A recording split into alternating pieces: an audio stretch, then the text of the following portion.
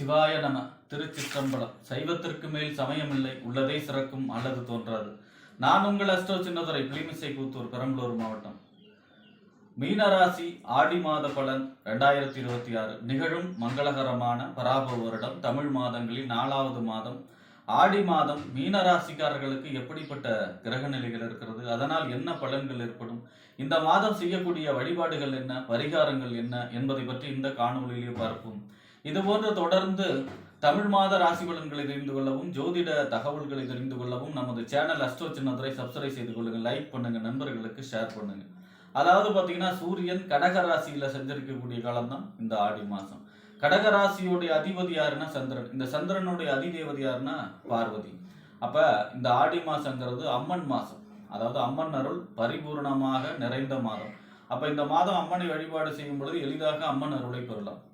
அடுத்ததா இந்த ஆடி மாசம் முதல் மார்கழி மாசம் வரை உள்ள 6 மாத காலம் தட்சிணாயன காலம், தேவர்களுடைய இரவு பொழுது காலம், அதாவது சக்தி தத்துவம் அதிகமாக உள்ள காலம். ஆஷாட நவராத்திரியிலிருந்தே ஸ்டார்ட். அடுத்ததா பார்த்தீங்கன்னா, இந்த ஆடி மாதம் 11ஆம் தேதி பார்த்தீங்கன்னா வாஸ்து நாள். புதிதாக வீடு கட்டுவதற்கு, மனை கொள்வதற்கு அற்புதமான நாள். ஆடி மாதம் வீடு கட்டலாமான்னா தாராளமாக கட்டலாம். அடுத்ததா பார்த்தீங்கன்னா, ஆடி மாதம் 21ஆம் தேதி ஆடி கிருத்திகை. விரதம் இருந்து முருகப்பெருமானையும் கார்த்திகை பெண்களையும் வழிபாடு செய்பவர்களுக்கு குழந்தை பேர் கிடைக்கும். அதே மாதிரி திருமணம் தடை விலகி மங்களம் உண்டாகும், தொழில் வளர்ச்சி ஏற்படக்கூடிய அற்புதமான நாள். அடுத்ததா பார்த்தீங்கன்னா, ஆடி மாதம் 27ஆம் தேதி ஆடி அமாவாசை. முன்னோர்கள் வழிபாடு, முன்னோர்களுக்கு படை போடவும். அதே போல பார்த்தீங்கன்னா, குலதெய்வ வழிபாடு. ஆடி அமாவாசைங்கிறது குலதெய்வ வழிபாட்டுக்கு மிக உகந்த நாள். குலதெய்வத்துடைய வழிபாடு செய்பவர்களுக்கு குலதெய்வத்துடைய அருள் பரிபூரணமாக கிடைக்கக்கூடிய நாள் ஆடி அமாவாசை. அடுத்ததா பார்த்தீங்கன்னா, ஆடி மாதம் 29ஆம் தேதி ஆடி பூரம்.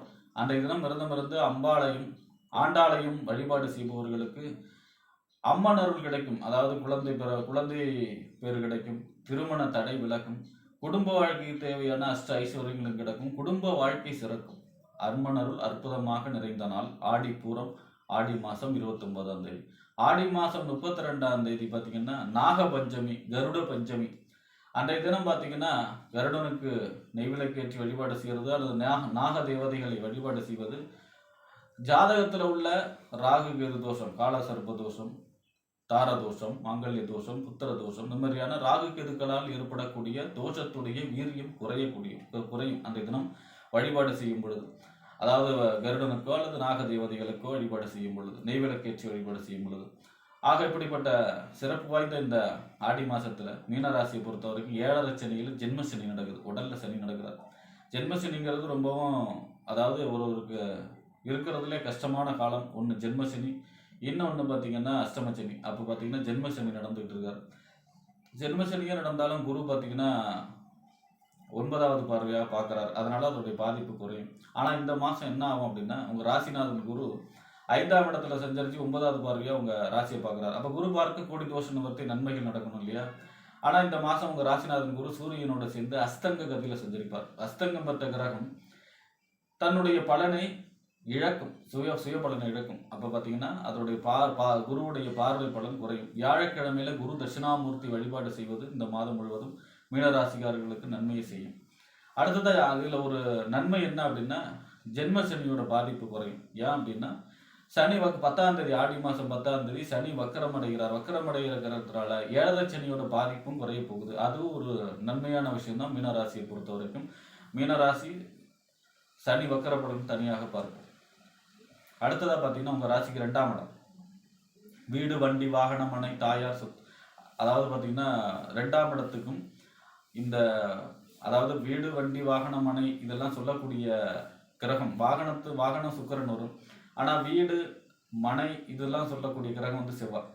அப்போ அந்த 2ஆம் இடத்து அதிபதி யார் அப்படின்னா செவ்வாய்.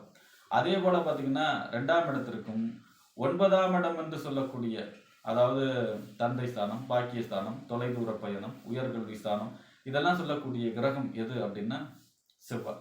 இந்த செவ்வாய் உங்கள் ராசிக்கு 3ஆம் இடத்துல சஞ்சரிக்கிறார். 3ஆம் இடம் இளைய சகோதர ஸ்தானம், வெற்றி ஸ்தானம், ஒப்பந்தம், கையெழுத்து, கீர்த்தி ஸ்தானம். பொதுவாக வெற்றி ஸ்தானத்தில் வெற்றி கிரகம் சஞ்சரிப்பது நன்மை. 17ஆம் தேதி வரை சஞ்சரிக்க போகிறார். எந்த காரியம் தடையில்லாமல் வெற்றி கொடுக்கக்கூடிய அமைப்பாக இருக்கும். வீடு நல சம்பந்தமாக வீடு நில சம்பந்தமா பத்திரப்பதிவு, 3ஆம் இடம் பத்திரப்பதிவு. பத்திரப்பதிவு வீட்டை வாங்குறதோ அல்லது விற்கிறதோ இந்த மாதிரியான பத்திரப்பதிவு நடக்கக்கூடிய அமைப்பு இருக்கிறது. அடுத்ததா பார்த்தீங்கன்னா, வெளிநாடு சம்பந்தமான முயற்சிகள் கை கொடுக்கும். ஏன்னா 9ஆம் அதிபதி 3ஆம் இடத்துல இருக்கிறதுனால. இந்த 17ஆம் தேதிக்கு அப்புறம் உங்க ராசிக்கு 4ஆம் இடம் வீடு, வண்டி, வாகனம், மனை, தாயார் சொத்து சுகஸ்தானத்துல சஞ்சரிக்க போகிறார். அதாவது இந்த நிலம் இட சம்பந்தமான சொல்லக்கூடிய கிரகம் செவ்வாய் அந்த 4ஆம் இடத்திலே சஞ்சரிக்கிறதுனால, அப்ப நிலம் இட சம்பந்தமான வீடு கட்டுறதோ அல்லது நிலம் வாங்குறதோ இடம் வாங்குறதோ அல்லது இடத்தையோ நிலத்தையோ நல்ல விலைக்கு விற்கக்கூடிய அமைப்போ இந்த மாதம் உண்டு. வாகனம் வாங்கக்கூடிய அமைப்பு, வாகனத்தை எக்ஸ்சேஞ்ச் செய்யக்கூடிய அமைப்பு, இந்த மாதிரியான நிகழ்வுகள் இந்த மாதம் மீனராசிக்காரர்களுக்கு உண்டு. முக்கியமாக வீடு கட்டக்கூடிய யோகம் மிக அற்புதமாக இருக்கிறது. அடுத்ததா பார்த்தீங்கன்னா, உங்க ராசிக்கு 3ஆம் இடம் முயற்சி ஸ்தானம், வெற்றி ஸ்தானம், இளைய சகோதர ஸ்தானம், ஒப்பந்தம், கையெழுத்து சொல்லக்கூடிய இடம் 3ஆம் இடத்திற்கும். 8ஆம் இடம் என்று சொல்லக்கூடிய மறைவு ஸ்தானம், ஆயுள் ஸ்தானம். அப்ப இந்த 3க்கு 8 கூடிய சுக்கிரன் உங்க ராசிக்கு 6ஆம் இடத்துல சஞ்சரிக்கிறார் 16ஆம் தேதி வரை. கேதுவோடு சேர்ந்து சஞ்சரிக்கிறார். பொதுவா 8ஆம் இடத்த அதிபதி 6ல சஞ்சரிப்பது நன்மை. ஒரு மறைவு சாணாதிபதி மற்றொரு மறைவு சாணத்துல சஞ்சரிச்சா அதுக்கு பேர் விபரீத ராஜயோகம். கெட்டவன் கெட்டிடில் கிட்டிடும் ராஜயோகம். இந்த மாதிரி நன்மையான பலன்கள் ஏற்படும். இந்த 16ஆம் தேதிக்கு அப்புறம் உங்க ராசிக்கு 7ஆம் இடத்துல சஞ்சரிக்க போகிறார். 7ஆம் இடத்துல சஞ்சரிச்சாலும் நீச்ச கதியில சஞ்சரிக்கிறார். அப்ப சுக்கிரன் நீச்சம். 3ஆம் அதிபதி 8ஆம் அதிபதி நீச்சமாகி சஞ்சரிக்க போகிறார். 8ஆம் அதிபதி நீச்சம் அடைவது நன்மை. ஆனால் 3ஆம் அதிபதி நீச்சம் அடைந்தால் நம்ம ஃபர்ஸ்ட் எடுக்கக்கூடிய முயற்சி எல்லாம் 3ஆம் இடம். அப்போ முயற்சிகள் தடைப்படும் இல்லையா? அப்போ மகாலட்சுமி வழிபாடு இந்த மாதம் முழுவதும் மகாலட்சுமிக்கு வெள்ளிக்கிழமையில நெய் விளக்கேற்றி மல்லிகை பூ சாற்றி வழிபாடு செய்யும்போது யோககரமான பலன்கள் ஏற்படும். அடுத்ததாக பார்த்தீங்கன்னா, இந்த மாதம் உங்களுக்கு புதனை பொறுத்த வரைக்கும் உங்கள் ராசிக்கு 4ஆம் இடம் வீடு, வண்டி, வாகனம், மனை, தாயார் சொத்து சுகஸ்தானத்துக்கு அதிபதி. அதே போல் பார்த்தீங்கன்னா, இந்த புதன் உங்களுக்கு 7ஆம் இடத்துக்கும் அதிபதி. அதாவது 7ஆம் இடம் அப்படிங்கிறது வாழ்க்கை துணை ஸ்தானம், கணவன் அல்லது மனைவி ஸ்தானம், நண்பர்கள் ஸ்தானம், கூட்டு தொழில், சமூகம், வாடிக்கையாளர்கள் சொல்லக்கூடிய இடம். இந்த 4க்கும் 7க்கும் உடைய புதன் 4ஆம் இடத்துல ஆட்சி பெற்று சஞ்சரிக்கிறார். எது வரைக்கும் சஞ்சரிக்கிறார்னா 20ஆம் தேதி வரை. 4ஆம் அதிபதி 4ல் ஆட்சி பெறுவது நன்மை. வீடு வாங்கக்கூடிய அமைப்பு, வீடு கட்டக்கூடிய அமைப்பு, நிலம் வாங்கக்கூடிய அமைப்பு, இடம் வாங்கக்கூடிய அமைப்பு. அதே மாதிரி பார்த்தீங்கன்னா, இடத்தையோ நல்ல விலைக்கு விற்கக்கூடிய அமைப்பு. இந்த மாதிரியான நல்ல பலன்கள் நடக்கும். அதே போல் பார்த்தீங்கன்னா, இந்த வாகனம் வாங்கக்கூடிய அமைப்பு, வாகனத்தை தொழிலாக செய்பவர்களுக்கு யோகம். இந்த புதன் 20ஆம் தேதிக்கு அப்புறம் உங்கள் ராசிக்கு 5ஆம் இடத்துல சஞ்சரிக்கிறார். 5ஆம் இடத்துல சஞ்சரிப்பது நன்மை. அதாவது பார்த்தீங்கன்னா, 5ஆம் இடம் புத்திரஸ்தானம், புத்தி, சிந்தனை, செயல்திறன், பதவி, விளையாட்டுகள்லாம் சொல்லக்கூடிய இடம். அப்போ அதாவது உங்களுடைய சமயோசித புத்தி வேலை செய்யும். உங்களுடைய புத்தி, சிந்தனை, செயல்திறன் மிக சிறப்பாக செயல்படக்கூடிய மாதம். அதேமாதிரி 7ஆம் இடத்ததிபதி 5ல் செஞ்சிருக்கிறாருன்னா திருமணம் சம்பந்தமான முயற்சிகள் கைகூடும். அதே போல் பார்த்தீங்கன்னா, குழந்தை பிறப்பு, கரு உண்டாக்கக்கூடிய அமைப்பு, கூட்டுத்தொழில் அமோக லாபங்கள் ஏற்படக்கூடிய அமைப்பு, நண்பர்களால் ஆதாயம், தாய் மாமன் வழி நன்மைகள் ஏற்படக்கூடிய அமைப்பு. இந்த மாதிரியான நல்ல பலன்கள் அதிக அளவு ஏற்படுது. அடுத்ததாக பார்த்தீங்கன்னா, உங்கள் ராசிக்கு 6ஆம் அதிபதி, அதாவது நோய், எதிரி, ஒன்பு, வழக்கு, கடன், உத்தியோகஸ்தானத்துக்கு அதிபதி சூரியன் உங்கள் ராசிக்கு இந்த மாதம் ஃபுல்லாக 5ஆம் இடத்துல செஞ்சிருக்கிறார். சூரியன் 5ல் செஞ்சரிப்பது நன்மை.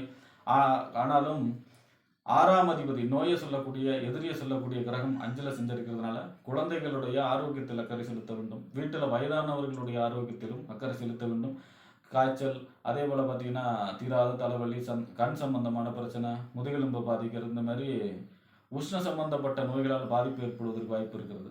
அப்போ பார்த்தீங்கன்னா, ஆரோக்கியத்தில் குழந்தைகள் வீட்டில் வயதானவர்களுடைய ஆரோக்கியத்தில் மட்டும் அக்கறை செலுத்த வேண்டும். ஆக இந்த மாதம் வியாழக்கிழமை குரு தட்சிணாமூர்த்தி வழிபாடு, வெள்ளிக்கிழமையிலே மகாலட்சுமி வழிபாடு, இதுபோல வழிபாடுகள் செய்யும் பொழுது இந்த மாதம் மீனராசிக்காரர்களுக்கு நன்மையான, யோககரமான, அதிர்ஷ்டகரமான மாதமாக ஆடி மாதம் அமையும் என்று கூறி விடைபெறுகிறேன். நன்றி, வணக்கம்.